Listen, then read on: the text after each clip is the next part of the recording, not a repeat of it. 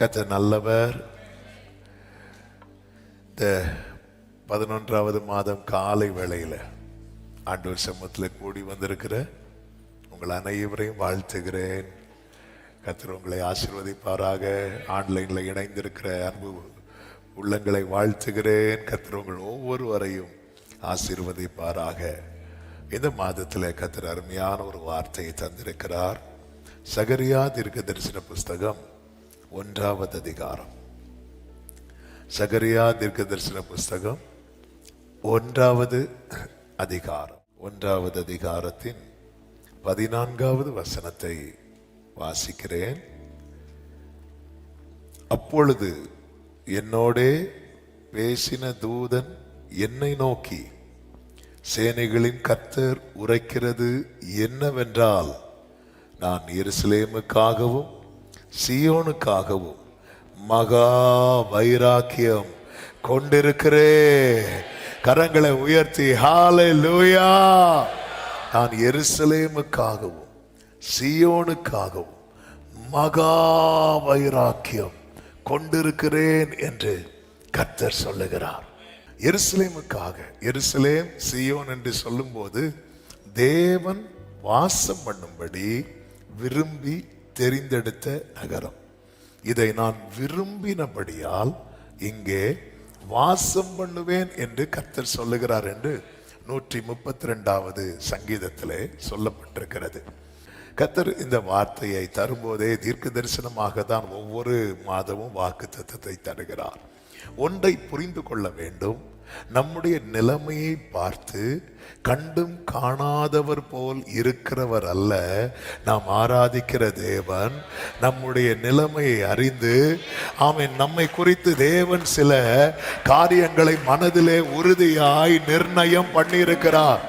ஆமென். இப்பொழுது எருசலேம் இருக்கிற நிலைமை, இப்பொழுது தேவன் தெரிந்தெடுத்தவர்களுடைய நிலைமை சற்று மோசமா இருந்தாலும் கர்த்தர் சொல்லுகிற வார்த்தை என்னவென்றால், இந்த எருசலேம் மேல எனக்கு இருக்கிற அன்பு இருக்குல்ல, நான் வச்சிருக்கிற பாசம் இருக்குல்ல, அது கொஞ்சம் கூட மாறாது, அது கொஞ்சமும் குறையாது. ஆமென். சொல்லுங்க பார்க்கலாம். ஒரு தகப்பன் தன் பிள்ளைக்காக காண்பிக்கிற நேசத்தையும் அக்கறையும், தன் பிள்ளையை எந்த நிலையிலும் விட்டுவிடக் கூடாது என்கிற நிலையையும் இது காண்பிக்கிறது. இதற்கு மேல நீங்க படிச்சீங்கன்னா சொல்லப்பட்டிருக்கும், கர்த்தருடைய தூதன் மறுமொழியாக என்று 12வது வசனத்திலே சொல்லப்பட்டிருக்கிறது. அதற்கு மேல நீங்க பாருங்க, நாங்கள் பூமி எங்கும் சுற்றி பார்த்தோம், இதோ பூமி முழுவதும் அமைதலும் அமெரிக்கையுமாய் இருக்கிறது என்றார்கள். பூமி முழுவதும் எப்படி இருக்குதா? அமைதியா இருக்கு, அமெரிக்கையா இருக்கு. மிருது செடிகளின் நடுவிலே ஒருவர் நிற்கிறார். எனக்காக பிதாவின் வலது பாரிசத்திலிருந்து பரிந்து பேசுகிறவர். 10வது வசனத்திலே சொல்லப்பட்டிருக்கிறது, அப்பொழுது மிருது செடிகளுக்குள்ளே நின்ற அந்த புருஷன் பிரதியுத்தரமாக, இவர்கள் பூமி எங்கும் சுற்றி பார்க்க கர்த்தர் அனுப்பினவர்கள் என்று சொல்லப்பட்டிருக்கிறது. பூமி எங்கும் சுற்றி பார்க்க கர்த்தரால் அனுப்பப்பட்டவர்கள் இப்பொழுது வந்து கேட்க சொல்லுகிறார்கள். என்ன சொல்றாங்க தெரியுமா? பூமி எல்லாம் எப்படி இருக்கு தெரியுமா? அமெரிக்கையும் ஆமென் அமைதலா இருக்கு, எல்லாரும் நல்லா இருக்கிறாங்க. அப்படி சொல்லும் போது இவர் பிதாவை பார்த்து கேட்கிறார். என்ன கேட்கிறார்? 12வது வசனம், சேனைகளின் கர்த்தாவே, இந்த 70 வருஷமாய் நீர் கோபம் கொண்டிருக்கிற எருசலேமின் மேலும் யூதா பட்டணங்களின் மேலும் எந்த மட்டும் இறங்காதிருப்பீர். எல்லாரும் நல்லா தானே இருக்கிறாங்க. எல்லாம் சுற்றி பார்க்க அனுப்பப்பட்டவைகள் வந்து சொல்றாங்க, அனுப்பப்பட்ட தூதர்கள் வந்து சொல்றாங்க, எல்லாரும் நல்லா இருக்கிறாங்க, எல்லாரும் நல்லா இருக்கிறாங்க, எல்லாரும் நல்லா இருக்கிறாங்கன்னு சொல்லும் போது எனக்காக பரிந்து பேசுகிறவர் பிதாவின் வலது பாரிசத்தில் இருக்கிறவர் கேட்கிறார், எந்த மட்டும் இறங்காதிருப்பீர். எல்லாரும் நல்லா தானே இருக்கிறாங்க, எல்லாரும் நல்லா தானே இருக்கிறாங்க. ஆமென். இப்படி கேட்கும் போது பரலோக தகப்பன் என்ன சொல்லுகிறார்? அப்பொழுது கர்த்தர் என்னோட பேசின தூதனுக்கு நல் வார்த்தைகளை, ஆறுதலான வார்த்தைகளையும் பிரதியுத்தரமாக சொன்னார். ஆமென். கர்த்தருக்கு மகிமை உண்டாவதாக. தூதர்கள் யாரு? பணிவிடை ஆவிகள்னா யாரு? பணிவிடை செய்யறவங்க யாரு? கரெக்ட். ஓ, தமிழ்ல சொல்ல மாட்டீங்களா? சர்வன்ட்ஸ். பணிவிடை செய்யறவங்க யாரு? வேலைக்காரங்க. ஓ, தமிழ்ல சர்வன்ட், வேலைக்காரங்க. அவன் பணிவிடை செய்யும்படி நிறுத்தப்பட்டவருக்கு தெரிந்தெடுக்கப்பட்டவனை குறித்து அவ்வளோ ஃபீலிங் இருக்குன்னா தகப்பனவர். ஹல்லேலூயா, தகப்பனவர். ஆமென், ஆமென். சீஷர்கள், ஒரு கானானிய ஸ்திரீ பாருங்கள், இயேசுவின் இடத்துல தன் மகளுக்காக வரா. ஆண்டவரே, தாவீதின் குமாரனை இறங்கும் என்று வேதம் சொல்லுகிறது. அவர் பிரதியுத்தரமாக ஒன்றுமே சொல்லாம போனாராம். உடனே சீஷர்கள் வந்து அவரை வேண்டிக் கொண்டார்களாம். ஆண்டவரே, அவளை அனுப்பிவிடுங்க ஆண்டவரே, அவர் ரொம்ப ஏக்கத்தோடு கேட்கிற, அனுப்பிவிடுங்கன்னு சொல்லி சீஷர்கள் வந்து வேண்டிக் கொண்டார்களாம். சீஷர்களுக்கு அவ்வளவு பரிதாபம் இருக்கும் போது, தூதர்களுக்கு அவ்வளவு பரிதாபம் இருக்கும் போது, ஒரு கிராம ஜனங்கள் என்ன பண்றாங்க அப்படின்னா, ஒரு பிறவி குருடனை அழைச்சு கொண்டு இயேசுவின் இடத்துல வந்து இவனுக்கு எப்படியாவது பார்வையை கொடுங்க அப்படின்னு சொல்லி விடுறாங்க. கர்த்தர் இதெல்லாம் தான் காண்பித்து தாரார். இங்க பாரு, இவங்க எல்லாம் உனக்காக பரிதாபப்படும் போது, ஆமென், நான் என் ரத்தத்தினால் உன்னை ஜெனிப்பித்து இருக்கிறேன். நான் உன் தகப்பன் அல்லவா? எந்த தகப்பனாவது தன் மகனுக்கு அப்பத்துக்கு பதில் கல்லை கொடுப்பானோ? மீனை கேட்டால் பாம்பை கொடுப்பானோ? முட்டையை கேட்டால் தேளை கொடுப்பானோ? பொல்லாதவர்களாக நீங்களே உங்கள் பிள்ளைகளுக்கு இவ்வளவு கொடுக்க அறிந்திருக்கிறீரே. பரலோக பிதா நமக்காக இருக்கிறார். கர்த்தர் சொல்லுகிறார், நான் எருசலேமுக்காகவும் சீயோனுக்காகவும் மகா வைராக்கியம் கொண்டிருக்கிறேன். ஆமென். ஆண்டவர் சில கடினமான பாதையில் நடத்துவது நிமித்தமாய் பல நேரத்தில் நாம் என்ன நினைக்கிறோம் என்றால், கர்த்தர் என்னை கைவிட்டார், ஆண்டவர் என்னை மறந்து விட்டார் என்று நாம் சொல்லுகிறோம். அதுதான் ஆண்டவர் சொல்லுகிறார், இவ்வாறு நான் தெரிந்தெடுக்கப்பட்டவர்கள் மேல நான் வைத்திருக்கிற என்னுடைய அன்பு இருக்குல்ல, அதுல ஒரு பாயிண்ட கூட யாருக்குமே குறைக்க முடியாது. எந்த இடத்துல அன்பு இருக்கிறதோ அங்க நிச்சயமா என்ன இருக்கும் தெரியுமா? கோபம் இருக்கும். கோபம் இருக்கும். அதனாலதான் வேதம் சொல்லுகிறது, ஆமென், தகப்பன் நேசிக்கிற புத்திரனை சிட்சிக்கிறது போல. தகப்பனுடைய சிட்சை யாருக்கு தெரியுமா? நேசிக்கிற புத்திரனுக்கு. தகப்பன் தான் நேசிக்கிற புத்திரனை சிட்சிக்கிறது போல கர்த்தரும் எவனிடத்தில் அன்பு கூர்ந்து யாரை சேர்த்து கொள்ள சித்தமா இருக்கிறாரோ அவர்களை அவர் என்ன செய்கிறாரா? கடிந்து கொண்டு சிட்சிக்கிறார். இங்கே கர்த்தர் ஏன் இப்படி அமைதியா இருக்கிறார் அல்லது ஏன் விட்டுட்டார்? மற்ற புறஜாதிகள்லாம் ஜாலியா தானே இருக்கிறாங்க, ஹாப்பியா தானே இருக்கிறாங்க. ஆமென். பூமி எல்லாம் சுற்றி பார்த்தவர்கள் வந்து சொல்றாங்க, எல்லாம் நல்ல பூமி அமைதியா இருக்கு, அமெரிக்கையா இருக்கு. ஆனா அவருடைய ஜனம் மட்டும் எப்படி இருக்குன்னா வேதனையிலும் நெருக்கத்திலும் இருக்கிறது. அப்பதான் கேட்கிறாங்க, எந்த மட்டும் ஆண்டவரே, எந்த மட்டும்? அப்படி சொல்லும் போது அவர் மனசுல இருக்கிறத சொல்றார். அதுதான் ஆமென், நல் வார்த்தைகளையும் ஆறுதலான வார்த்தைகளையும் பிரதியுத்தரமாக என்னோட சொன்னார் என்று 13வது வசனத்திலே சொல்லப்பட்டிருக்கிறதை பார்க்க முடியும். அவர் மனசுல அதுதான் இருக்கு. இந்த வார்த்தையை தியானிக்கும் போது இப்படி எழுதினேன், முகத்தில் கோபம் மனதில் பாசம். இதுதான் தகப்பன். ஹல்லேலூயா. முகத்துல எப்படி இருக்கு கோபம், மனசுக்குள்ள எப்படி இருக்கு உள்ளம். அதனால தானே அவனுக்கு விரோதமாய் பேசினது முதல் நான் அவனை நினைத்து கொண்டே இருக்கிறேன். ஐயோ, என் பிள்ளை எப்படி பேசிட்டேனே. அது தகப்பன்மாருக்கு தெரியும். ஆண்டவர் தகப்பனையே அப்படி பேசுறாருன்னா பேச வைக்கிறதுக்குன்னே வண்டுகள் வளரும் பாருங்க, நம்மளை அவ்வளோ கோபப்படுத்தி. ஆனா ஆண்டவர் பாருங்க சொல்றார், அவனுக்கு விரோதமாய் பேசினது முதல் நான் அவனை நினைச்சிட்டே இருக்கிறேன். எரேமியா 31 அல்லவா, 31 அந்த வார்த்தை இருக்கும். 31வது அதிகாரம் அதனுடைய 20வது வசனம். இப்ராஹிம் எனக்கு அருமையான குமாரன் அல்லவோ, அவன் எனக்கு பிரியமான பிள்ளை அல்லவோ, அவனுக்கு விரோதமாய் பேசினது முதல் அவனை என்ன செய்து கொண்டிருக்கிறேன்? நினைத்து கொண்டே இருக்கிறேன். ஆகையால் என் உள்ளம் அவனுக்காக கொதிக்கிறது. அப்படி துடிச்சிட்டு இருக்கு. அந்த கொதிப்பு எதுக்கு தெரியுமா? அவன் மேல எப்படி இறங்கணுமா? உருக்கமா இறங்கணும். இதுதான் அவருடைய நேச வைராக்கியம். நான் எருசலேமுக்காக, சீயோனுக்காக இந்த காலை வேளையில என்னை கேட்டுக்கொண்டிருக்கிற சமீபத்திலும் சரி தூரத்திலும் இருந்தும் சரி, உங்க நிலைமை மற்றவங்களை சுத்தி இருக்கிறவங்க நல்லா இருக்கிறாங்க, ஆனா நீங்க ரொம்ப டல்லா இருக்கிறீங்க. ஆமேன். இதை குறித்து பரலோகத்தில் பரிதபிக்கிற ஒருவர் இருக்கிறார். தகப்பன் இந்த நாளிலே தருகிற பிராமிஸ் என்ன தெரியுமா? நான் உன் மேல எவ்வளவு வைராக்கியமா இருக்கிறேன் என்பதை நீ மட்டுமல்ல, உன்னை சுற்றிலும் இருக்கிறவர்கள் அறிந்து கொள்ளும்படி செய்வேன். அப்படின்னா இந்த இப்படி ஒரு நிலைமை வர காரணம் என்ன? நாம் அதை கண்டிப்பாக அறிந்திருக்க வேண்டும். சகரியா 1வது அதிகாரம் 4வது வசனத்திலே கர்த்தர் சொல்லுகிறார், உங்கள் பிதாக்களை போல இராதேயுங்கள். முந்தின தீர்க்கதரிசிகள் அவர்களை நோக்கி, உங்கள் பொல்லாத வழிகளையும் உங்கள் பொல்லாத கிரியைகளையும் விட்டு திரும்புங்கள் என்று சேனைகளின் கர்த்தர் சொல்லுகிறார் என்று கூப்பிட்டார்கள். ஆனாலும் எனக்கு செவி கொடாமலும் என்னை கவனியாமலும் போனார்கள் என்று கர்த்தர் சொல்லுகிறார். நல்ல கவனமா கேளுங்க. என்னுடைய பரிதாபமான நிலைமைக்கு காரணம் என்ன அப்படின்னா, இந்த வசனத்தை நான் ஒரே லைன்ல சொல்ல விரும்புகிறேன். எங்கேயோ ஆண்டவரை கவனிக்கிறத விட்டுட்டோம். நம்ம எல்லாம் எப்படிப்பட்டவர்களா இருக்கிறோம் என்றால், நோக்கி பார்க்கிறவர்களா இருக்கிறோம். எப்பொழுது நமக்கு ஆபத்து வரும்போது, ஆபத்து காலம் என்ற ஒரு நிலை வரும்போது நோக்கி பார்க்கிறோம். ஆனால் எதை செய்ய தவறுகிறோம்? தேவனை கவனிக்கிறத விட்டு விடுகிறோம். அவரை கவனிக்கணும். கர்த்தரை பார்த்து கொண்டே படகிலிருந்து பேதுரு கடல்ல இறங்கினான். கொஞ்சம் கவனத்தை மாத்தினான். காற்று பலமாய் அடிக்கிறதை கண்டு என்று பைபிள்ல இருக்கு.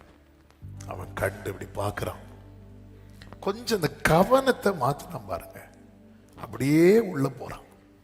நம்முடைய வாழ்க்கையில் இப்படி தாழ்ந்து போகிற நிலைமைக்கான முக்கியமான காரணம் என்னவென்றால், கவனத்தை மாத்திட்டோம். ரொம்ப கவனமா இந்த டிரைவிங் கிளாஸ் எல்லாம் எடுக்கிறவங்கள பார்த்துருக்கீங்களா? டிரைவிங் கிளாஸ் போகும்போது நிறைய பேர் கையில் அடி விழும். எதுக்கு அடி விழும்னா, அவங்க ஃபர்ஸ்டே சொல்லிட்டே வருவாங்க. ஏதாவது ஒரு இன்ஸ்ட்ரக்ஷன் மிஸ் பண்ணியிருப்பாங்க. ரைட்டில் போகும்போது கை காட்டும்பாங்க, இவங்க கை காட்டாமல் திருப்பி இருப்பாங்க, கையிலே ஒரு அடி விழும். எதுக்கு, ஏன் அடி விழுது தெரியுமா? அவருக்கு நேர்ச்சியா ஒரு நாளைக்கு 4 அடி அடிக்கணும்னு இல்லை. எங்க கவனிக்கிற?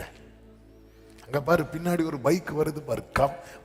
ஒரு கோச் பக்கத்துல இருந்து சொல்லும் போது அந்த கவன குறைவு வந்து அது அவங்கள திருத்திட்டே இருப்பார். ஆண்டவர் சொல்ற வார்த்தை என்னவென்றால், நீங்க அவங்க கவனிக்காம போயிட்டாங்க, அந்த தப்பை நீங்க பண்ணாதீங்க. எபிரேயர் 3வது அதிகாரம் அதனுடைய 1வது வசனத்துல இப்படி சொல்லப்பட்டிருக்கிறது, இப்படி இருக்க பரம அழைப்புக்கு பங்குள்ளவர்களாகிய பரிசுத்த சகோதரரே, நாம் அறிக்கை பண்ணுகிற அப்போஸ்தலரும் பிரதான ஆசாரியருமா இருக்கிற கிறிஸ்து இயேசுவை கவனித்து பாருங்கள். அது இப்படி சொல்லப்பட்டிருக்கிறது, fix your thoughts on Jesus. உங்க கவனம், உங்க நினைவு இருக்குல்ல, அதை வந்து கிறிஸ்து மேல ஃபிக்ஸ் பண்ணி வச்சுக்கோங்க. நீங்க கிறிஸ்துவை கவனித்து பாருங்கள். நம்முடைய வாழ்க்கையில ஒவ்வொரு ஸ்டெப் எடுத்து வைக்கிறதற்கு யாரு தேவை, யாருடைய ஒத்தாசை தேவை, யாருடைய வழிநடத்துதல் தேவை என்றால் நம் ஆண்டவராகி இயேசு கிறிஸ்து. அதனாலதான் அவர் சொன்னார், நானே மெய்யான திராட்சை செடி, நீங்கள் கொடிகள். நானே திராட்சை செடி அண்டல, நானே மெய்யான திராட்சை செடி.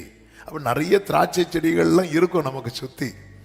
ஆமே, நானே உலகத்தில் வந்து எந்த மனுஷனையும் பிரகாசிப்பிக்கிற மெய்யான ஒளி அப்படிங்கிறார். ஆமே, நிறைய ஒளி இருக்கும்.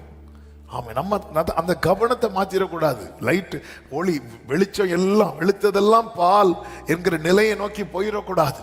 ஒரு தேவ பிள்ளை அந்த கவனம் எங்க மாறுகிறதோ அந்த இடத்துல அவன் எப்பொழுதுமே புரிந்து கொள்ளுங்கள். சங்கீதம் 56ல தாவீது சத்துருக்களை குறித்து சொல்லியிருப்பான் பாருங்கள். அதனுடைய 2வது வசனமும் 5வது வசனத்தை நீங்க பார்த்தீங்கன்னா, 2வது வசனத்துல தாவீது சொல்றாரு, என் சத்துருக்கள் என்னை எப்பொழுது விழுங்க பார்க்கிறார்களா? நாள்தோறும், டெய்லி. இந்த வேர்டை நீங்க சத்துருவினுடைய நிலையை வந்து ஒரு தேவ பிள்ளை மறக்கவே கூடாது. என்னை நாள்தோறும் விழுங்க பார்க்கிறாங்க. அவங்க ஒரு நாள் கவனம் குறைஞ்சா கூட பாத்தீங்களா, 4 ஸ்டெப் பேதுரு எடுத்து வைக்கிறான். கொஞ்சம் கவனத்தை மாத்தினதும் அடுத்த செகண்ட் உள்ள போனான். பாத்தீங்களா? நாள்தோறும் விழுங்க பார்க்கிறார்கள். யூதாஸ் கவனத்தை மாத்துவான் பாருங்க. எல்லாரும் அந்த மரியாள் இயேசுவின் பாதத்தை பார்க்கும்போது யூதாஸ் பரிமள தைலத்தை பார்த்தான். ஆமா, அந்த பாதத்தின் மேன்மைய அந்த ஸ்திரீ பார்த்தபோது யூதாஸ் இதை வித்தா எவ்வளவு கிடைக்கும், எவ்வளவு நம்ம எடுக்கலாம், அவன் மைண்ட் கொஞ்சம் கவனம் மாத்தினா சத்துரு தூக்கிட்டான். ஏன்னா நாள்தோறும் விழுங்க பார்க்கிறான். அவனுக்கு லீவு கிடையாது. நம்ம ஒரு நாள் ஆராதிச்சுட்டு 6 நாள் நம்ம ரெஸ்ட் எடுத்துட்டு இருக்கிறோம். அவனுக்கு லீவு கிடையாது. அவன் சுற்றி இந்த பக்கம் நன்மை செய்கிறவராய் இயேசு கிறிஸ்து எப்படி சுற்றி திரிகிறாரோ அப்படியே அந்த பக்கம் எவனை விழுங்கலாம் என்று வகை தேடி என்ன செய்கிறான்? சுற்றி திரிகிறான். சும்மா சுத்திட்டே இருப்பான். 5வது வசனத்திலே தாவீது இப்படி சொல்லுகிறார், எனக்கு தீங்கு செய்வதே அவர்கள் முழு எண்ணமாயிருக்கிறது.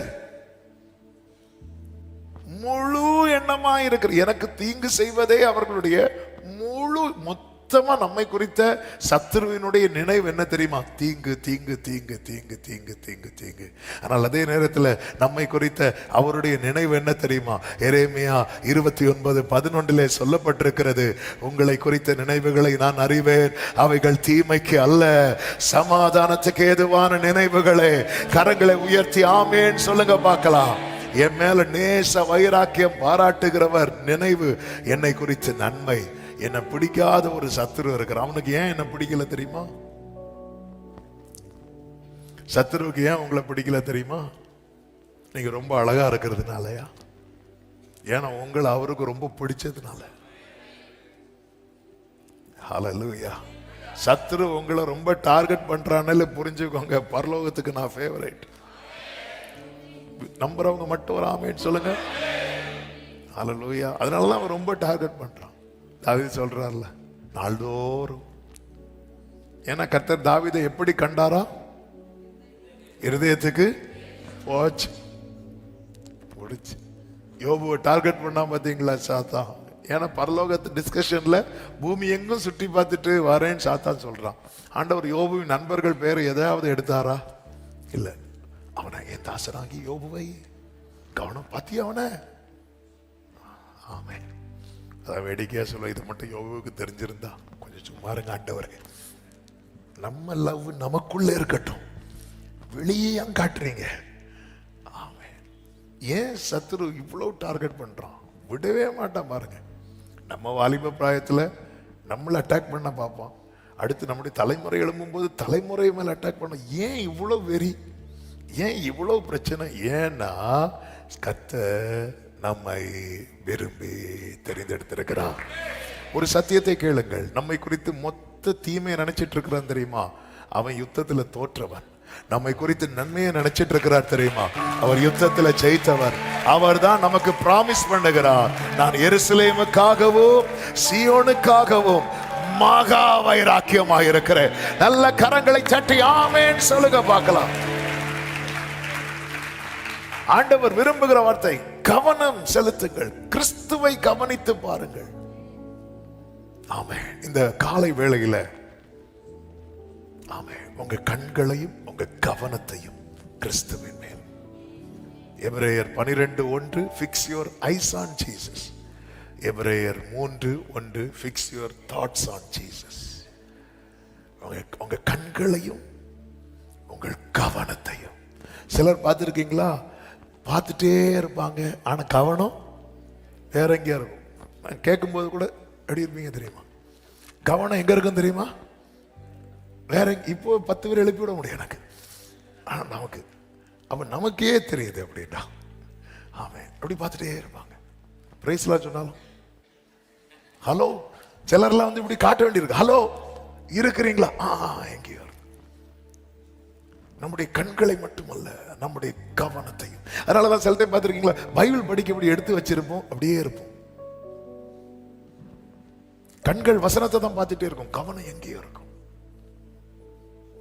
இந்த கவனம் மாறினாலே பிடிக்கிறான். கண்கள் மாறினாலும் பிரச்சனை, கவனம் மாறினாலும் பிரச்சனை. கண்களும் மாறக்கூடாது. ஏன் இந்த நெருக்கம்? ஆண்டவருக்கு கோபத்தை பார்த்தீங்களா? என் பிள்ளை என்ன கவனிக்கல. இது வந்து நேச கோபம். அதான் சொன்ன, முகத்துல கோபம். இப்ப ஆன்லைன்ல இருக்கிறவங்களுக்கு மட்டும் மைக் இருந்தா சத்தமா சொல்லியிருப்பாங்க. ஆமே, முகத்துல கோபம். கொஞ்சம் சத்தமா சொல்லுங்க. முகத்துல கோபம். இதான் என் அப்பா. நான் அப்பாவை பத்தி பேசிட்டு இருக்கிறேன். பிள்ளைங்க சும்மா இருக்க மாட்டாங்க, சத்தமா ஆர்ப்பரிப்பாங்க. ஹல்லேலூயா. ஆமென். ஆண்டவருடைய விருப்பம் என்ன தெரியுமா? இந்த உள்ளத்துல இருக்கிற பாசத்தை முகத்துல கொண்டு வரணும்னு விரும்புறார். அதுக்கு நான் என்ன பண்ணணும்? அது இளையகுமாரன் மாதிரி திரும்பிடணும். ஆமென். ஹல்லேலூயா. அந்த இளையகுமாரன் நினைச்சிருப்பான், ஆனாலும் அப்பா என்ன தேடி வரல. இல்ல, ஆமென். நல்லா புரிந்து கொள்ளுங்கள். நமக்கு வழி தெரியும், ஆடுக்கு வழி தெரியாது. நம்ம ஆடை போல வழி தப்பி போகணும். தேடி வந்தார், மெய்ப்பனாய் தேடி வந்தார். இப்போ பிள்ளையாக்கிட்டார், பிள்ளைங்கிற அதிகாரத்தை கொடுத்துட்டார். இனி நான் தான் வரணும் அப்பா கிட்ட. அதனாலதான் 2-3வது வசனத்திலே சொல்லப்பட்டிருக்கிறது, ஆகையால் நீ அவர்களை நோக்கி சேனைகளின் கர்த்தர் உரைக்கிறது என்னவென்றால், என்னிடத்தில் திரும்புங்கள் என்று சேனைகளின் கர்த்தர் சொல்லுகிறார், அப்பொழுது நான் உங்களிடத்திற்கு திரும்புவேன் என்று சேனைகளின் கர்த்தர் சொல்லுகிறார். மறுபடியும் இந்த சகரியா 1ல எத்தனை கர்த்தர் வருதுன்னு வீட்டில் போய் பாருங்க. அவர் திரும்ப திரும்ப பேசிட்டே இருக்கிறார். ஆமா, நம்ம எங்க கவனிக்கிறத விட்டுட்டோம், கவனத்தை எங்க விட்டுட்டோம். ஆமா, அதாவது இயேசுவை பேதுரு கவனித்த போது பாவி என்று பாதத்தில் விழுந்தான். நாத்தான்வேல் கவனித்த போது நீர் உன்னதமான தேவனுடைய குமாரன் என்றான். கவனிக்கும் போது, இயேசுவை வந்து நம்ம கவனிக்கணும். அவர் எப்படிப்பட்டவரோ என்று பார்க்கும்படிக்கு வகை தேடினான். யார் தெரியுமா? சகையு. அவன் மரத்திலிருந்து கவனிக்கிறான், இயேசுவை இப்படி பார்க்கிறான். ஆண்டவருடைய ஏன் ஆண்டவரை என் மேல கோபமா இருக்கிறீங்க? ஏன் ஆண்டவர் எதுவுமே செய்யாம இருக்கிறீங்க? என்னை சுத்தி இருக்கிறவங்க எல்லாம் நல்லா இருக்கிறாங்கப்பா, தூதர்கள் எல்லாம் ஃபீல் பண்றாங்கப்பா, ஆனா தகப்பன் நீங்க எதுவுமே செய்யாம இருக்கிறீங்க. நீ என்ன கவனிக்கல, அதனாலதான் ஓசியால நினைக்கிறேன், ஓசியால சகரியால தெரியல, நான் கூப்பிட்ட போது அவர்கள் எனக்கு எப்படி செவி கொடாமல் போனார்களோ அப்படி அவர்கள் கூப்பிட போது நானும். இது வந்து இந்த பாச மிகுதியினால உண்டான கோபம். நான் கூப்பிட்டு நீ எடுக்கல, நீ கூப்பிடு நான் எடுக்கிறேன்னு பார்க்கலாம். ஆமே. நம்ம பிரச்சனை என்ன தெரியுமா? நம்ம பல நேரத்தில் ஆண்டவரை வந்து ஒரு பவரை தான் நம்ம கன்சிடர் பண்றோமே தவிர அவரை ஒரு பர்சனா நம்ம வந்து நினைக்க விடுகிறோம். ஆமென். உண்மையிலே தேவன் நம்மை எதற்காக படைத்தார் தெரியுமா? எதற்காக படைத்தார் சொல்லுங்க? அவரை பாடுபடுத்தவா? எதுக்காக படைத்தார் தெரியுமா? நமக்குள்ளே அவர் வாசம் பண்ண விரும்புகிறார்.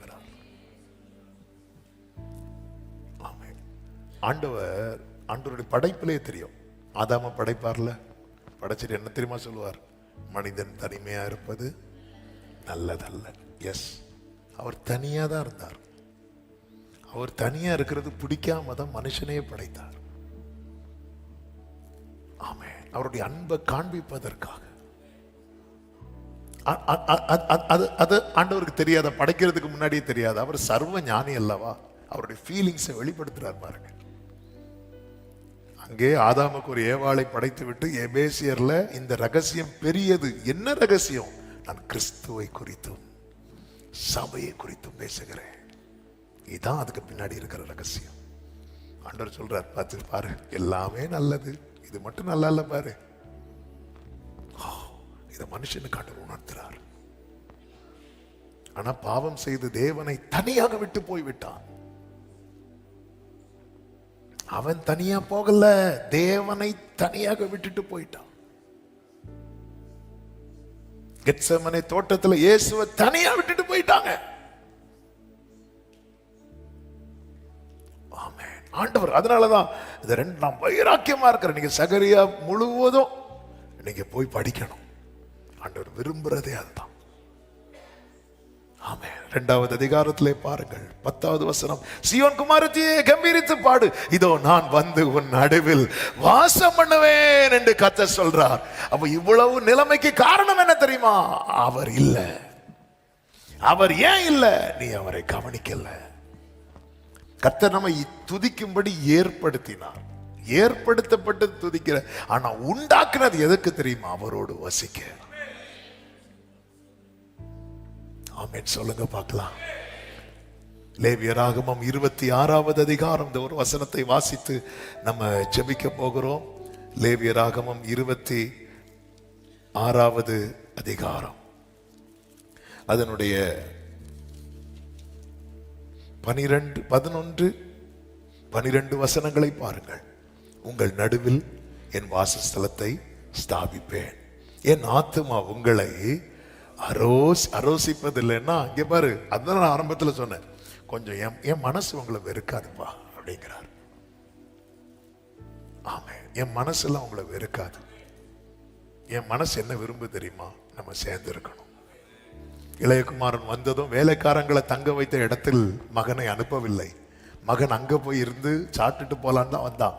ஆனா தகப்பன் வீட்டுக்குள்ளே விடுகிறார். அதான் இந்த வேர்டை நீங்க நல்லா புரிஞ்சுக்கோங்க. ஆண்டவரே என்னை ஏண்டவர் இவ்வளவு ஸ்ட்ரிக்டா நடத்துறீங்க? ஏண்டவர் முகத்துல முன்னு வச்சுட்டு இருக்கிறீங்க? என் ஆத்துமா உங்களை ஆலோசிப்பதில்லை, என் மனசு உங்களை வெறுக்காது. அதான் முகத்தில் கோபம். சத்தமா சொல்லுங்க. இதாப்பா, இதுதான் தாவீது டேஸ்ட் பண்ணதுனால சொல்றார். அவருடைய கோபம் ஒரு நிமிஷம், அவருடைய தயவோ நீடிய வாழ்வு. நம்மளாம் பாக்கியம் பெற்றவர்கள், நம்மெல்லாம் பாக்கியம் பெற்றவர்கள். அவருடைய கோபமாக, நீ பிராயச்சித்தமா காலைல 3 மணிக்கு எழும்பு, அடுத்து இது பண்ணு அது பண்ணு, இப்படி எல்லாம் ஒண்ணு இல்லை, நீ கொஞ்சம் என்ன கவனிப்பாங்கிற. ஹல்லேலூயா. என்ன நல்ல தகப்பன், எவ்வளவு நல்ல தகப்பன். கர்த்தரை தெய்வமாக கொண்ட பாக்கியம். ஆமென். கரங்களை உயர்த்தி ஹல்லேலூயா சொல்லுவோம். என் வாசஸ்தலத்தை ஸ்தாபிப்பேன், என் ஆத்துமா உங்களை அரோசிப்பதில்லை. 12வது வசனம். நான் உங்கள் நடுவில் உலாவி உங்கள் தேவனாயிருப்பேன், நீங்கள் என் ஜனமாயிருப்பீர்கள். 13வது வசனம். நீங்கள் எகிப்தியருக்கு அடிமைகளாயிராதபடிக்கு நான் அவர்கள் தேசத்திலிருந்து உங்களை புறப்பட பண்ணி உங்கள் நுகத்தடிகளை முறித்து உங்களை நிமிர்ந்து நடக்க பண்ணின. அப்ப தேவன் நம்மை ரட்சித்து மீட்டதே எதுக்கு தெரியுமா? அவருடைய வாசஸ்தலத்தை நம்மில் ஸ்தாபித்து ஒன்னா இருக்க, ஒன்றாயிருக்க. இது மிஸ் ஆனதும் அவருக்கு என்ன வந்துச்சு தெரியுமா? கோபம் வந்துச்சு. அதான் நீங்க கீழே படிச்சீங்கன்னா தெரியும். நீங்கள் எனக்கு செவி கொடாமலும் இந்த கற்பனை எல்லாவற்றின்படி செய்யாமலும் என் கட்டளைகளை வெறித்து உங்கள் ஆத்துமா என் நியாயங்களை அரோசித்து. அதாவது என் மனசு உன்னை வெறுக்க மாட்டேங்குது, உன் மனசு என்ன வெறுக்குதே. இதனால கர்த்தர் கோபத்துல என்ன பண்றாருன்னா 16வது வசனம். நான் உங்களுக்கு செய்வது என்னவென்றால் கண்களை பூத்து போக பண்ணுகிறதற்கும் இருதயத்தை துயரப்படுத்துகிறதற்கும் திகிலையும் ஈழையும் காய்ச்சலையும் உங்களுக்கு வர பண்ணுவேன். நீங்கள் விதைக்கும் விதை விருதாவாயிருக்கும், உங்கள் சத்துருக்கள் அதன் பலனை தின்பார்கள். இதுதான் தேவனுடைய கோபம். ஏன்னா ஏன் உள்ள ஒண்ணு வெறுக்கல, உன் உள்ள என்ன வெறுக்குது பாரு. 18வது வசனத்தை பாருங்கள். இவ்விதமாய் நான் உங்களுக்கு செய்தும் இன்னும் நீங்கள் செவி கொடாதிருந்தா. அப்ப ஆண்டவர் இந்த பனிஷ் பண்றது எதுக்கு தெரியுமா? நம்மளை திருத்துறதற்கு. நீ இன்னும் செய்யாம இருந்தால் உங்கள் பாவங்களின் நிமித்தம் பின்னும் ஏளத்தனையாய் உங்களை தண்டித்து, அப்படிதான் அடுத்தடுத்து கீழே சொல்லப்பட்டிருக்கும். அப்ப தேவனுடைய ஆண்டவர் அதை விரும்பல. தேவன் நம்மை நுகத்தடியை முறித்து ரட்சித்தது நம்மை பனிஷ் பண்றதுக்கு அல்ல. ஆனா நம்மளே என்ன பண்றோம் தெரியுமா? கடையில போய் பெரம்பு வாங்கி அவர் கையில கொடுத்து 2 அடி அடிங்கன்னு சொல்றோம். என்ன பர்பஸுக்காக தேவன் நம்மை தெரிந்தெடுத்திருக்கிறார்? நமக்குள்ளே ஒரு வாசம் பண்ண விரும்புகிறார், வாசம் பண்ண விரும்புகிறார். அவருடைய வாசஸ்தலமாய் நான் இருக்க வேண்டும் என்று அவர் விரும்புகிறார். இதுக்கு நான் நோ சொல்லுவேன்னா இதுக்கு நானோ சொல்லுவேன்னா, இங்கதான் நான் தேவனை கோபப்படுத்துகிறேன். இது நிமித்தம் என்ன ஆகிறது? என்னை சுற்றிலும் இருக்கிறவர்கள் நன்றாய் இருக்கிறார்கள். அதுதான் சொல்லப்பட்டிருக்கிறது, உங்கள் சத்துருக்கள் அதன் பலனை தின்பார்கள். நல்லா புரிஞ்சுக்கோங்க, நாம அனுபவிக்க வேண்டிய, நாம எப்படி இருக்க வேண்டுமோ அந்த நிலையில சத்துரு இருந்து நம்மை பார்த்து சிரிக்கிறான். ஆமென். மோர்தேகாய் இருக்க வேண்டிய ஸ்தானத்தில் தான் ஆமான் இருக்கிறான். ஆனால் மோர்தேகாய் தேவ சமூகத்திலே தன்னை தாழ்த்தி அமர்ந்த போது ஆமானை தள்ளி அந்த ஸ்தானத்திலே கர்த்தர் மோர்தேகாயை தூக்கி வைக்கிறார். ஆமென். என் லைஃப்ல தேவனோடு வசிக்கிற, தேவனோடு வாசம் பண்ணுகிற நிலை கட்டாயிட்டுன்னா, ஆமென், இந்த காரியங்கள் எல்லாம், அதான் என்னை குறித்த சத்ருவின் மொத்த எண்ணமே என்ன தெரியுமா? தீமை. ஆண்டவர் எனக்குள்ளே வாசம் பண்ணா, நான் தான் சில டெசிஷன் எடுக்கணும். அதான் இப்போ நம்ம வீட்டில் நம்ம இருக்கிறோம், ஒரு வீட்டில் தங்க போறோம் வைக்கல, ஒரு வீட்டில் தங்க போறோம்.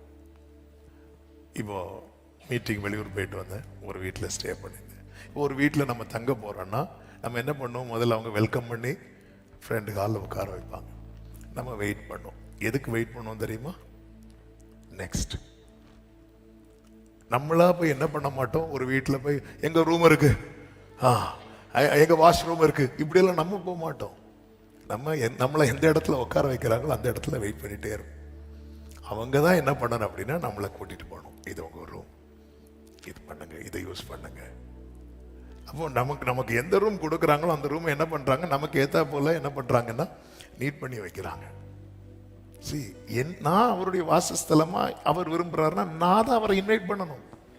இன்வைட் பண்ணிட்டு நான் என்ன பண்ணணும்னா, நான் தான் இப்போ ஒரு வீட்டுக்கு போறாங்க, எதுக்குனாலும் நம்ம வெயிட் பண்ணல. ரொம்ப நேரம் ஒரு வீட்டில் நம்ம வீட்டில் நின்றுட்டு இருந்தோம்னா நமக்கு என்ன தோணும்னா, சரி நம்மளை உட்கார வைக்க மாட்டாங்களா அப்படின்னு தோணும். அப்போ அந்த டைம் கொஞ்சம் உட்காருங்க, ஏன் ரொம்ப நேரம் நிற்கிறீங்க, உட்காருங்க. உட்காந்தாச்சு. அடுத்து நம்ம கொஞ்ச நேரம் இருக்கும்போது தொண்டெல்லாம் வரலும் போச்சு, நம்ம குடிக்க ஏதாவது கொடுக்க மாட்டாங்களா அப்படின்னு தோணும். குடிக்க ஏதாவது கொடுப்பாங்க, திருப்பியும் கொஞ்ச நேரம் உட்காந்துட்டு இருக்கும்போது நமக்கு கொஞ்சம் ரிஃப்ரெஷ் ஆகணும்னு தோணும். அப்போ நம்மள அப்படியே இருப்போம், அவங்க நம்மகிட்ட ஏதாவது கேட்க மாட்டாங்களா, வாஷ்ரூம் ஏதாவது போறீங்களா, நம்ம கிட்ட கேட்க மாட்டாங்களா அப்படின்னு இருக்கும். அடுத்து அது கேட்கலன்னா நம்மளே கொஞ்ச நேரத்தில் என்ன செய்வோம், இங்கே இருக்கு. அடுத்து கொஞ்ச நேரம் டயர்ட் ஆகும், ஐயோ எங்கே நம்மளை ஸ்டே பண்ண வைக்க போறாங்கன்னு தெரியலையே. இன்னொரு வீட்டுக்கு நம்ம போகும்போது அவங்க தான் நம்மளை இப்படி செய்யணும்ல ஆண்டவர். அப்ப நம்ம சில தீர்மானம், அதனாலதான் நீங்க பரிசுத்தரா இருங்கள்னு சொல்றார். அவர் நம்மை பரிசுத்தமாக்குகிறது ஒன்று இருக்கிறது, நாம் பரிசுத்தரா இருப்பது என்று ஒன்று இருக்கிறது. அது என்ன அர்த்தம் தெரியுமா? அப்ப நான் தீர்மானிக்கணும் இது வேண்டாம், ஏன்னா அவர் எனக்குள்ள வரார். அப்ப என் கை இனி இதை பண்ணக்கூடாது, ஏன்னா அவர் எனக்குள்ள என்ன பண்றேன்னா உலாவுகிறார். அவர் அப்படியே உலாவும் போது அப்ப நான் தான் தீர்மானம் எடுக்கணும். இதுதான் மிஸ் ஆறதுதான் கர்த்தருக்கு கோபம் வருது. நான் உன் நுகத்தடியை முறிச்சு கொண்டு வந்துட்டேன். சில காரியத்தை நீ தீர்மானம் எடுத்து செய்வதற்கு உன் என்ன குறைஞ்சு போச்சு? நான் பரலோகத்தை வாசஸ்தலமாய் கொண்டிருக்கிறேன், நான் அதை விட்டு விட்டு உன்னை வாசஸ்தலமாய் தெரிந்தெடுத்து வரும்போது நீ என்னடானா என்ன ஃப்ரெண்ட்லேயே விட்டுட்டு, ஆண்டவரே நீர் என் புரைக்ககத்துக்கு வரான், நான் போராத்தவன், நீ வாழ்க்கை உள்ள இப்படியே சொல்லிட்டு இருப்பியா? நீ கடைசி வரை என்ன உன் புறைக்குள்ள உன் வீட்டுக்குள்ள கூப்பிடவே மாட்டியா? நீ நான் விடுகிறேன் வீட்டுக்கு வர, நான் பாத்திரவானே அல்ல. வீட்டுக்குள்ள கூப்பிட்டா நிறைய மாற்ற வேண்டி இருக்கிறது, அதனால ஃப்ரெண்ட்லயே வச்சு சல்யூட் போட்டு விட்டுருவோம். இல்ல, சகைவிட்டு சொல்ற, நான் உன் வீட்டுக்கு வரேன். சகை வாங்காண்டவரே கொஞ்சம் வெயிட் பண்ணுங்க, அப்ப கொஞ்சம் நீட் பண்ணிட்டு தரேன், வீட்டை கொஞ்சம் நீட்டாக்கிட்டு தரேன். இதுதான் நீங்க இப்படி மட்டும் செஞ்சு பாருங்க. ஆண்டவரே நீர் என்னில் வாசம் பண்ணுவதற்கு என்ன தடையும்? அப்போ ஒரு தேவ பிள்ளை புரிந்து கொள்ளணும், இன்னைக்கு நான் இப்படி ஒரு தாழ்வான நிலையில் இருக்கிறேன்னா நான் எவ்வளோ, நம்ம என்ன பண்றது தெரியும், அவங்க நல்லா இருக்கிறாங்க, இது ஆண்டவருக்கு உண்மையிலேயே எப்படிங்க இருக்கும்? அதாவது நீ உங்க பிள்ளை பட்டினியா இருந்து இன்னொரு பிள்ளை நல்ல வயிறு நிறைய சாப்பிடுதுன்னா உங்களுக்கு அது எப்படி இருக்கும்? வெளியே காட்டாட்டல் உங்க மனசு எப்படி இருக்கும்?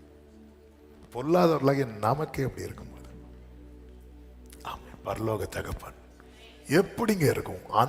அதான் வைராக்கியம் அவருக்கு, அதான் வைராக்கியம். கர்த்தர் நம்ம இடத்துல கவனத்தை திருப்புங்கள், கிறிஸ்துவின் இடத்துல. உங்க வாசஸ்தலம் எப்படி இருக்கிறது? ஆமென். யோபுக்கு சொல்லப்பட்ட வார்த்தையை சொல்லி ஜெபிக்கிறேன், உம்முடைய கூடாரம் சமாதானத்தோடு இருக்க காண்பீர். உம்முடைய வாசஸ்தலத்தை விசாரிக்கும் போது குறைவை காண மாட்டேன். அவர் வாசம் பண்ணணும். என்னை கர்த்தர் அதுக்காகவே வைத்திருக்கிறார். அது மிஸ் ஆனதும் எனக்கு வாழ்க்கையில நிறைய மிஸ் ஆயிட்டு. எனக்கு வர வேண்டிய சௌக்கியம் ஆரோக்கியம் வரவில்லை, எனக்கு வர வேண்டிய நன்மை வரவில்லை. அதன் பலன் இன்னொரு ஆள் அனுபவிச்சுட்டு இருக்கிறாங்க. நான் வியாதியா இருக்கிறேன், சத்துரு ஆரோக்கியமா இருக்கிறான், இன்னொருத்தங்க ஆரோக்கியமா இருக்கிறான். நான் தாழ்வு நிலையில் இருக்கிறேன், அவன் உயர்த்தப்பட்ட நிலையிலிருந்து என்னை பார்த்து சிரிக்கிறான். ஆமே, நான் வருத்தப்படுகிறேன், அவன் பலன் அவனுக்கு நிறைவாய் கிடைத்து கொண்டிருக்கிறது. இது எனக்கு வருத்தம் இருக்குதோ இல்லையோ, என் அப்பாவுக்கு ரொம்ப வருத்தமா இருக்கு. நீ இல்லடா அப்படி இருக்கணும், நீ இல்லடா அப்படி இருக்கணும், ஒன்னதான் நான் அப்படி வைக்கணும்னு விரும்புறேன். என்னாச்சு உனக்கு? நீ திரும்ப உன் கவனத்தை அவர் மேல வை. இந்த மாதத்துல, இந்த 11வது மாதம், இந்த வார்த்தைக்கு உங்க செவியை சாயுங்கள். உங்க வாழ்க்கையை கர்த்தர் ஆசீர்வதிக்கிறதை எல்லா கண்களும் காணும். கர்த்தர் உங்களை சாட்சியாய் நிறுத்துவார். எல்லாரும் கண்களை மூடி செபிக்கலாமா? நல்ல தகப்பனே, நன்றி ஆண்டவரே. ஹல்லேலூயா, ஹல்லேலூயா, ஹல்லேலூயா. அப்பாவும் தீரு சித்தம் என் அன்றாட உணவையா நான் தப்பாமல் பாதம் தினம் எப்போதும். முடிந்தால் முழங்கால் படிட்டு ஒரு 2 நிமிஷம். ஆண்டவரே, என் வாழ்க்கை உடைய வாசஸ்தலமாய் அப்படியே. என்னுடைய இந்த நிலைமைக்கு காரணம் நான் உங்களை கவனிக்கிறத விட்டுட்டேன்ப்பா. நான் நினைச்சேன் நீ அவ்வளவுதான் என்னை தள்ளிட்டீங்க. இல்ல, உங்க உள்ளத்துல என் உள்ளம் ஆரோசிப்பதில்லை, உங்க மனசுல பாசம் இருக்கு.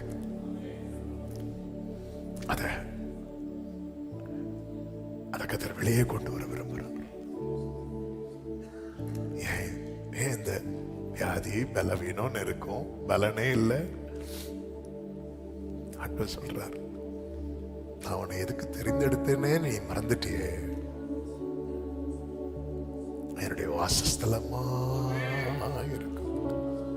நீ என்ன ஃப்ரெண்டு ஹாலோட நிறுத்திட்டியே, என்னை இன்வைட் பண்ணவே இல்லையே.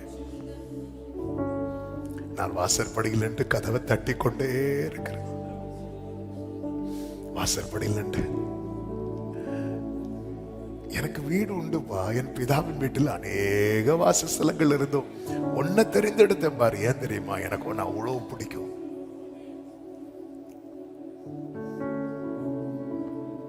கரங்களை வானத்துக்கு நேராக உயர்த்தி, அப்பா ஆண்டவர்கிட்ட சொல்லுங்க, என்னுடைய இந்த நிலைமைக்கு காரணம் நான் தான் ஆண்டவரே. இந்த வார்த்தை இந்த காலை வேளையில சொல்ல முடியுமா? என்னுடைய இன்னைக்கு இந்த நிலைமைக்கு காரணம் நான் வேற யாரையும் பிளேம் பண்ணல, நான் தான் அப்பா, நான் தான். ஐம் சாரி டாடி, நான் என்ன கம்ப்ளீட்டா தரேன். நீர் ஆளுகை செய்யும், நீர் ஆளுகை செய்யும், நீர் ஆளுகை செய்யும் ஆண்டவர். உங்க மேல என் கண்ணும் கவனமும் எப்பொழுதும் இருக்கட்டும். நீர் அதை விரும்புகிறீர் என்பதை நான் பல நேரத்தில் மறக்கிறேன். Thank you Jesus. சீயோன் குமாரத்தியே, நீ கம்பீரித்து பாடு. கர்த்தர் தருகிற வாக்குத்தத்தம், அவருடைய இந்த நேச வைராக்கியத்தின் ரிசல்ட் தான் அவர் சொல்லுகிறார். இன்னும் என் பட்டணங்கள் நன்மையினால் பரம்பி இருக்கும். இன்னும் கர்த்தர் சீயோனை தேற்றரவு பண்ணுவார், இன்னும் எருசலேமை தெரிந்து கொள்வார் என்று சேனைகளில் கர்த்தர் சொல்லுகிறார் என்று பின்னும் கூறு என்று 17வது வசனத்தில் ஆண்டவர் சொல்லுகிறார். இது அவருடைய வைராக்கியம். நல்ல தகப்பனை, இரக்கமுள்ள தேவனை, இந்த காலை வேளையில எங்களோடு பேசி நம்முடைய வார்த்தைகளுக்காக, உடைய வார்த்தை அப்பா, இது உங்களுடைய கிருபை அப்பா, இது உங்க அன்புப்பா. நீர் எங்களோடு பேசுறீர் ஆண்டவரே. அப்பா, நாங்கள் பல நேரத்தில் எதற்காய் தெரிந்தெடுக்கப்பட்டிருக்கிறோம், படைக்கப்பட்டிருக்கிறோம் என்பதை மறந்து செயல்பட்டு விட்டோம் அப்பா. எங்களை மன்னிப்பீராக. எங்களை நிமிர்ந்து நடக்க பண்ணினதே உம்மோடு நடக்க என்பதை நாங்கள் மறந்து விட்டோம் ஆண்டவரே. ஓ ஜீசஸ், ஆமென். வாக்கு தத்தத்தை மனசுல வச்சோம், வாக்கு தந்தவரை மனசுல வைக்க விட்டு விட்டோமே அப்பா. உமக்குள்ளதான் அந்த வாக்குத்தத்தமே இருக்கிறது என்பதை ஆண்டவர் நாங்க புரியாம விட்டு விட்டோமே ஆண்டவர். இவ்வளவு நாங்க பண்ணியும் உங்க மனம் எங்களை வெறுக்கலையேப்பா. ஏன் ஆண்டவரே என்று கேட்டா நீங்க சொல்லுவீங்களே, நான் மனிதன் அல்ல, நான் தேவனாய் இருக்கிறேன். எங்களிடத்துல ஏதோ 1-2 செயல் வெளிப்பட்டதும் மனுஷங்க மனது அளவுல வெறுக்கிறாங்கப்பா.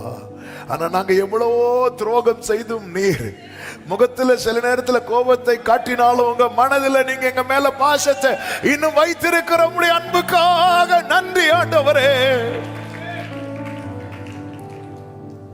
நன்றி ஆண்டவரே. ஏன் என்னை தெரிந்து கொண்டீ புரியவில்லை,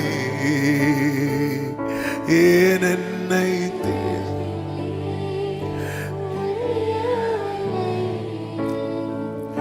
ஏன் என்னை தெரிந்து கொண்டீர், ஏன் என்னை உயர்த்தினீர் புரியவில்லை. ஆடுகள் பின்னே அலைந்து திரிந்தே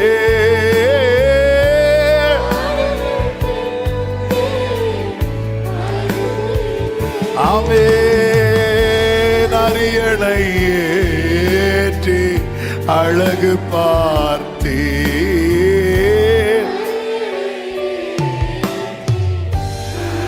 ஆமென்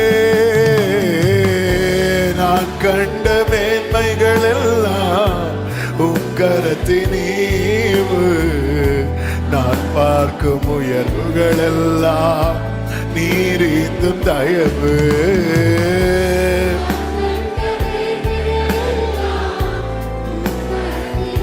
ஓரலமா சத்தனமா கடறியா தனரா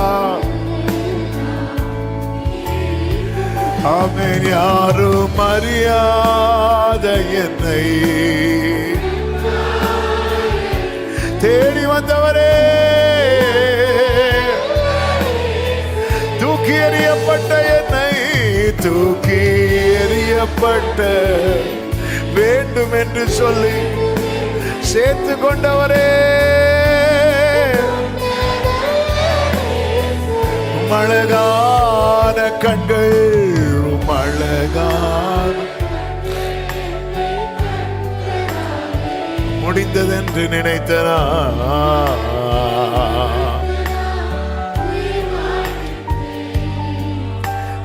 அழகான கண்கள் முடிந்ததென்று நினைத்தனா. நல்ல தகப்பனை, இரக்கமுள்ள தேவன், எங்க மேல நீர் வைத்திருக்கிற அந்த நேச வைராக்கியத்துக்காக நன்றி. எங்கள் கவனம் உம்மிடமாய் திருப்பப்படுவதாக, உண்மையே நோக்கி உண்மையே கவனித்து உம்முடைய வாசஸ்தலமாய் எங்கள் வாழ்க்கை இருக்க கிருபை. உங்களை நாங்க வெளியே விட்டு கதவை தட்ட வைக்க கூடாது. ஆமென். அவர் இயேசு இந்த வீட்டில் இருக்கிறார் என்று கேள்விப்பட்டு என்று சொல்லப்பட்டதுபடி எங்களுக்குள்ள நீங்க இருக்கணும். ஆளுகை செய்வீராக. ஒவ்வொருவருக்குள்ள இந்த வார்த்தை பேசட்டும்பா, பேசட்டும். எங்க பிரச்சனைக்கெல்லாம் காரணம் நாங்க தான் ஆண்டவர். எங்களுடைய நிர்விசாரங்கள், கவனக்குறை எங்களை மன்னித்து எங்களை மாற்றும். ஒவ்வொருவரையும் ஆட்கொள்ளும். இந்த மாதம் ஒவ்வொருவருக்கும் நன்மையாய், ஆசீர்வாதமாய், ஆரோக்கியமாய் இருக்க கர்த்தர் கிருபை செய்யும். நல்ல சுகம், பலம், ஜீவன் கிருபைகளை கொடுத்து காத்துக்கொள்ளும். போக்கிலும் வரத்திலும் பாதுகாத்துக் கொள்ளும். தேவைகளை சந்தியும், குறைகளை நிறைவாக்கும். காரியங்கள் வாய்க்கப்படட்டும், வாசல்கள் திறக்கட்டும். எல்லா குடும்பங்களிலும் ரட்சிப்பின் கம்பீர சத்தம் கேட்கட்டும். கர்த்தரின் வலதுகரம் உயர்ந்திருக்கட்டும். நிர்மூலமாக்க நினைக்கிற சத்துரு நிர்மூலமாகி போவானாக. கர்த்தருடைய கிருபை உம்முடைய பிள்ளைகளை சூழ்ந்து கொள்வதாக. எல்லா ஊழியங்களை ஆசீர்வதியும், மேன்மைப்படுத்தும். உம்முடைய நாமத்தை மகிமைப்படுத்தும். கன மகிமை துதி ஸ்தோத்திரங்கள் எல்லாம் ஒருவருக்கே செலுத்துகிறோம். இரட்சகர் இயேசு கிறிஸ்துவின் நாமத்தில் பிதாவே ஆமென். செய்து சத்தமாய் சொல்லுவோம். என் ஆத்துமாவே கர்த்தரை ஸ்தோத்திரி, முழு உளமே அவருடைய பரிசுநாமத்தை ஸ்தோத்திரி. என் ஆத்துமாவே கர்த்தரை ஸ்தோத்திரி, கர்த்தர் செய்த சகல உபகாரங்களை மறவாதே. ஆமென். நம்முடைய கர்த்தராகிய இயேசு கிறிஸ்துவின் கிருபையும் பிதாவாகிய தேவனுடைய அன்பும் பரிசுத்தாவியானவருடைய ஐக்கியமும் சிநேகமும் பாதுகாவலும் நம் அனைவரோடும் எல்லா பரிசுத்தவான்களோடு கூட கர்த்தருடைய வருகை மட்டும் தங்கியிருப்பதாக. ஆமென். ஹல்லேலூயா. God bless you. கர்த்தர் உங்களை ஆசீர்வதிப்பாராக.